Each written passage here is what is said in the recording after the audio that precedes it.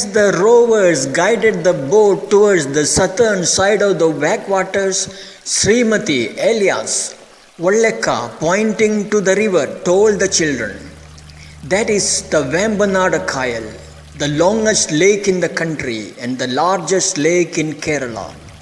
It touches most of the southern parts of the state. It is the main source of transport there. We are going to a cave. It is a temple, but it is not like our Tirumala Deva temple. That cave has lot of jungle around it." The children heard it all in pin drop silence. Since everything was new, not many could properly understand it. Observing it, Srimati gave more details. "The cave where we are going today is an ancestral temple. It has a jungle around it. In that temple, Devi is worshipped." Now the words like jungle, temple, Devi, worship, etc. soon got registered on most of their minds. There was a heightened interest to know more about that place. Sensing it, Vollekka continued, "The cave is a beautiful place where trees, animals live together happily in the presence of Devi." Again, the words like animal, trees, Devi, etc. immediately got registered in their minds, evoking more interest in the subject.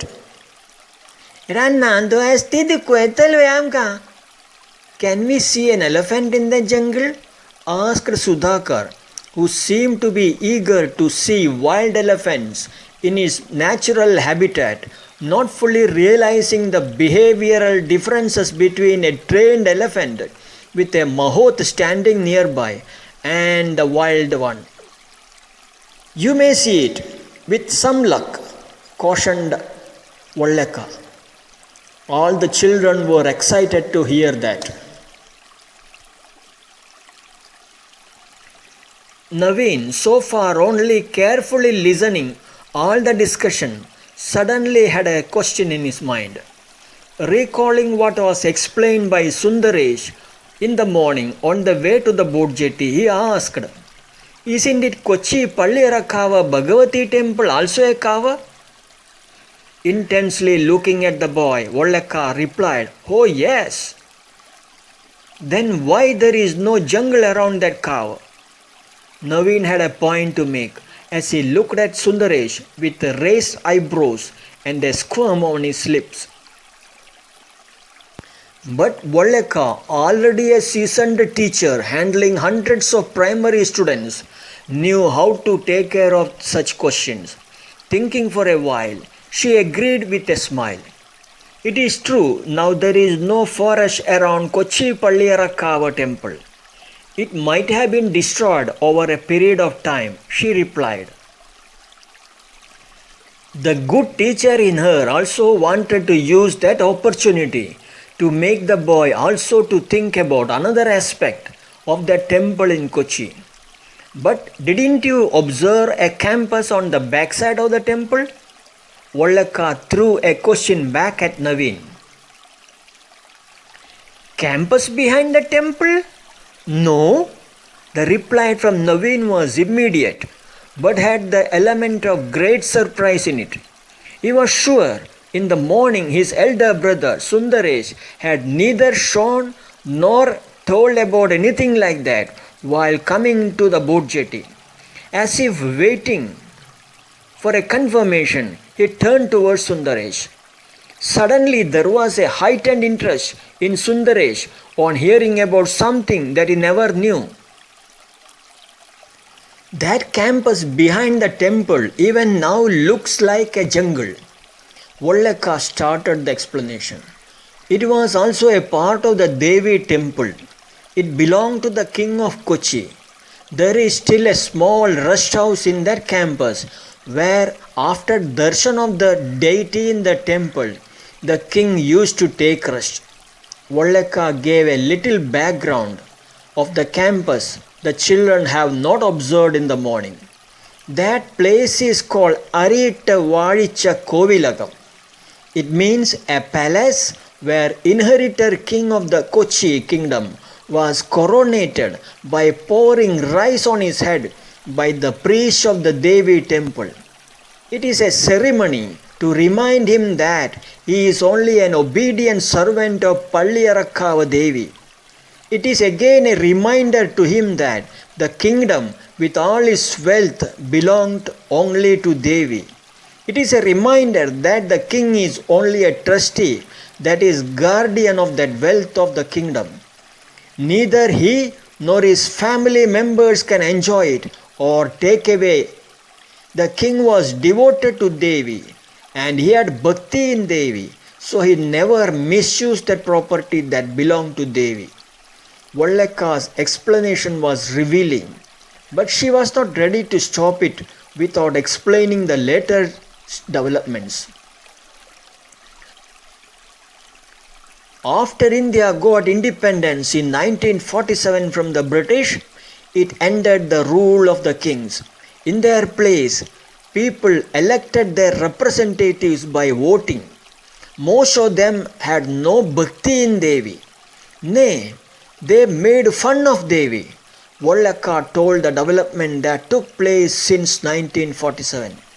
All the children were listening to their teacher in pin-drop silence.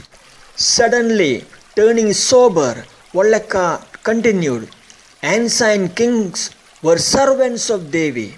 They ruled the country as servants of Devi, and the kingdom belonged to Devi.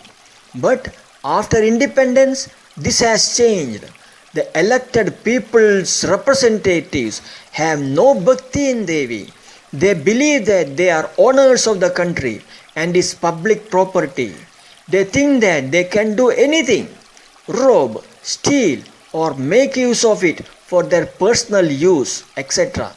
The temple campus might have been divided by the people representative later for construction of a road on the south-north direction. The beautiful palace inside is now used as a village office by the government. It showed that the temple campus was much bigger than what we see now. Vallekka tried to explain a vital difference in the attitude of the ancient kings and the democratically elected people's representatives of the country. Look what happened to Pathekka temple. This is not good for our country and us. Vallekka's eyes were welled up with tears. Our Chacha Nehru was also like that. Sundaresh's reaction was spontaneous as he angrily looked around by bringing the right hand down. Seeing that all children turned serious, there was no comment from Vallekka to it. She wanted the children to draw their own morals out of it. Like a good teacher, she was clear that this is the correct way history should be taught to the children, unlike what the communist teachers do now, who convert the history lessons into either a discourse on communism by spitting venom against the Hinduism or against the culture of the country with their highly limited understanding of both.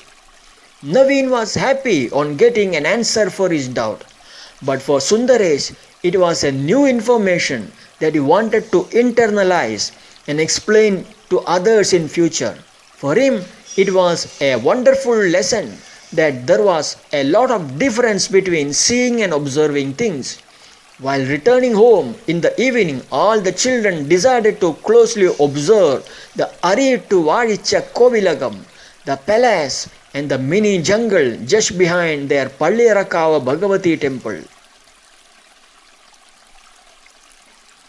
But noticing that the children were interested in what she was telling, Vallekka continued, "The cow where we are going belong to a local family. They do not cut or burn trees there. No animal is killed.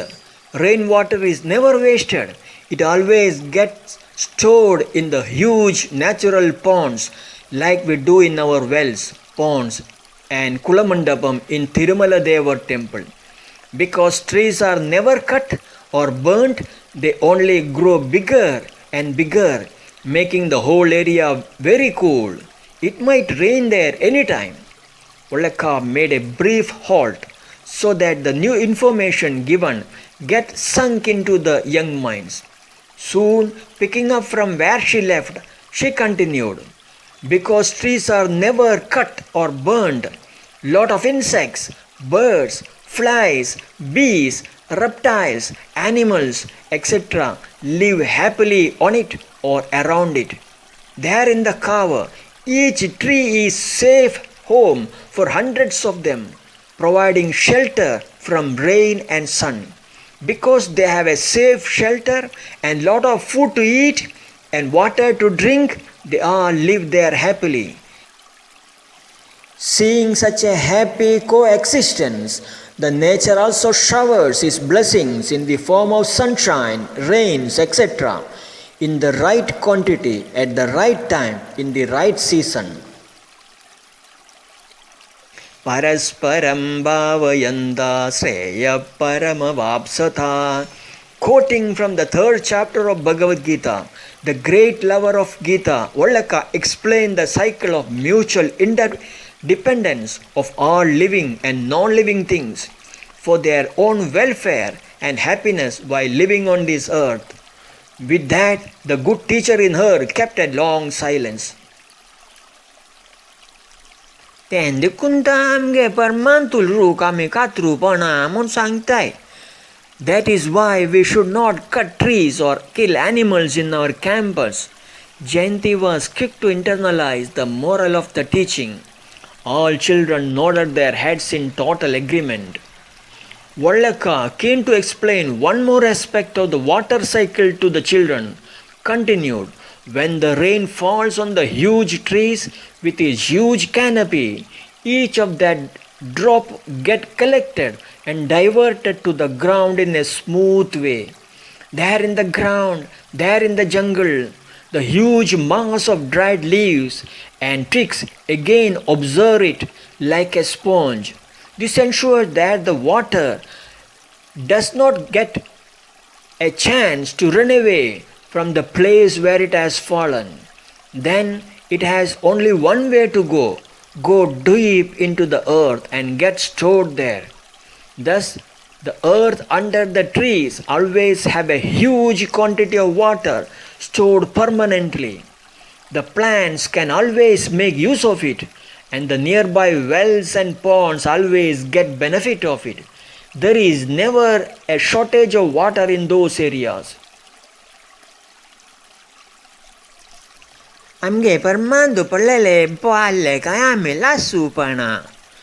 We should not burn the leaves in our campus. The environmentalist in Jayanti was once again quick to internalize the message. Rest of the children again nodded their heads in total agreement. Do you know what name Lord Krishna had given to those who destroy the trees, water ponds, etc.? Asked Vallaka. The sudden question circling around Lord Krishna in the middle of a discussion on forest took the children by surprise as they looked at each other. Did Krishna also talk against destroying trees? Nirmala came with a counter question as she looked around at other children in great surprise. Sure, asserted Vallaka. Don't you remember the incident of Krishna, a 6-year-old lifting the Govardhan hill? Yes, the children replied in chorus. It was a story they loved to hear again and again. But Vallaka was in no mood to repeat the story. She wanted to make another point. Krishna called them Asuras. They are the people who cut trees, destroy water ponds and kill animals to fulfill their own selfish interest. Krishna also said that their life will be a waste, concluded Vallaka by quoting a sloka in the 3rd chapter of the Gita. Evam pravartitam chakram nanuvartayati haya. Even as their teacher started chanting the first line, most of the children had also joined the chanting, the remaining part. Akayurindriyaramo mokam partasya jivati. They knew that sloka by heart. It was Vollekka who taught them right from their childhood the recitation of some of the chapters of Bhagavad Gita. But with that Vollekka kept silence when it prolonged the children, most of whom school going and habituated to such situations, understood the teacher has finished the lesson. That is the time for their favorite pastime of endless chatter. The remaining started looking around to catch up with the new landscape emerging around, with the boat making its headway. But this time there was a difference. They were observing, not merely looking. They started observing things with reference to its category, size, appearance, color, smell, etc.